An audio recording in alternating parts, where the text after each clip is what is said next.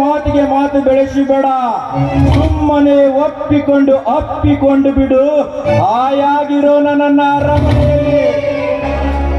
ದೂರ ಸರಿದು ಮಾತನಾಡೋ ಧುರಪ್ಪ. ಹೆಣ್ಣೆಂದರೆ ಕಾಮಿಸುವುದನ್ನು ತಿಳ್ಕೊಂತೇವೆ ನೀಚ. ಲೇ ಸಂಗೀತ, ಇಂಥ ವೇದಾಂತದ ಕಟ್ಟುಕತೆ ನನಗೆ ಬೇಕಾಗಿಲ್ಲ. ನಿನ್ನ ವಕೀಲ ಬುದ್ಧಿಯನ್ನೇನಾದರೂ ಅಲ್ಲೇ ಕೋರ್ಟ್ನಲ್ಲಿ ತೋರಿಸು, ನನ್ನ ಮುಂದೇನಲ್ಲ.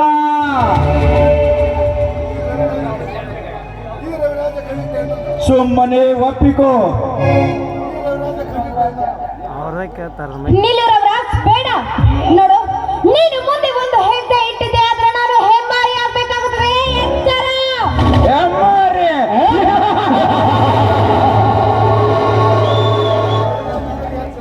ಎಲೆ ಹುಚ್ಚು ಹೆಣ್ಣೆ,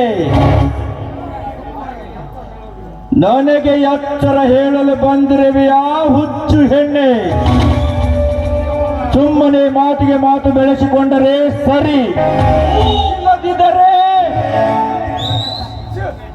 ನೋಡು ರವರಾಜ್, ನೋಡು, ಹೇಳ್ತಾ ಇದ್ದೀನಿ ಕೇಳು. ದಯವಿಟ್ಟು ನನ್ನನ್ನು ಬಿಟ್ಟು ಬಿಡು. ಒಂದ್ ವೇಳೆ ನನ್ನನ್ನು ನೀನು ಮುಟ್ಟಲು ಬಂದಿದ್ದೆ ಆದ್ರೆ ಇಲ್ಲೇ ಸುಟ್ಟು ಬೂದಿ ಆಗ್ತೀಯ. ನೀನೇನು ಮಹಾಪಸತಿ ಸಾವಿತ್ರಿ? ನಿನ್ನನ್ನು ಮುಟ್ಟಿದ ತಕ್ಷಣ ನಾನು ಬೂದಿಯಾಗಲ? ಹೇ ಸಂಗೀತ, ರಾವಣನ ಅಂದ ಆ ಸೀತಾಮಾತೆಯನ್ನೇ ಹೊತ್ತುಕೊಂಡು ಹೋದಾಗಲೇ ಏನಾಗಲಿಲ್ಲ.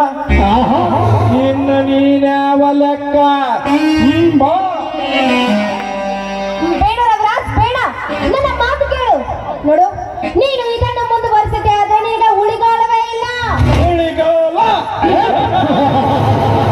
ಅದು ನಿನ್ನಿಂದ ನನಗೆ ಉಳಿಗಾಲ.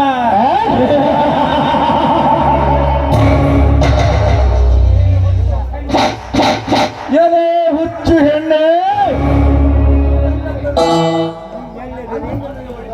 ನನ್ನ ಮಾತಿಗೆ ಸುಮ್ಮನೆ ಒಪ್ಪಿಕೊಂಡರೆ ಸರಿ, ಇಲ್ಲದಿದ್ದರೆ ಏನು ಮಾಡುವೆಯೋ ನೀಥ? ನೋಡು, ನಿನ್ನ ಕಾಮ ತೀರಿಸಲು ನಾನೇನು ದಾರಿ ಬಿಟ್ಟ ಹೆಣ್ಣಲ್ಲ. ಸುಮ್ಮನೆ ಬಿಟ್ಟು ಬಿಡು ಈ ಗರತಿಯನ್ನ.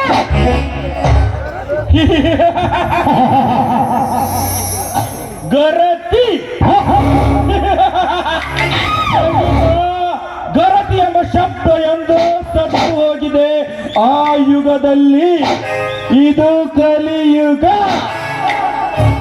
ಗರತಿ ಕಲಿಯುಗದಲ್ಲಿ ಗರತಿ ಎಂದು ಹೇಳಿಕೊಂಡು ಗಂಡನನ್ನು ಮನೆಯಲ್ಲಿ ಇಲ್ಲದಾಗ ಮಿಂಡನನ್ನು ಬರಮಾಡಿಕೊಂಡು ಆಡುವ ಬಂಡ ಹೆಣ್ಣುಗಳಷ್ಟಿಲ್ಲ ಈಗಿನ ಸಮಾಜದಲ್ಲಿ.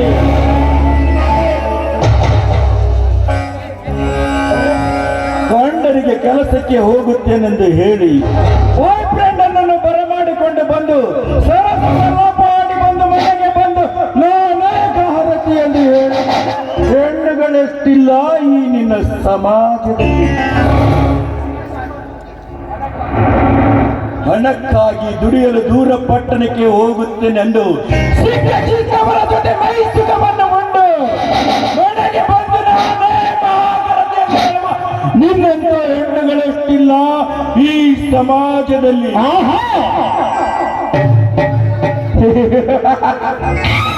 ಸಂಗೀತ ಅಂದಾಗ ನೀನ್ಯಾವ ಮಹಾಶೀಲ ಗೆಳತಿ?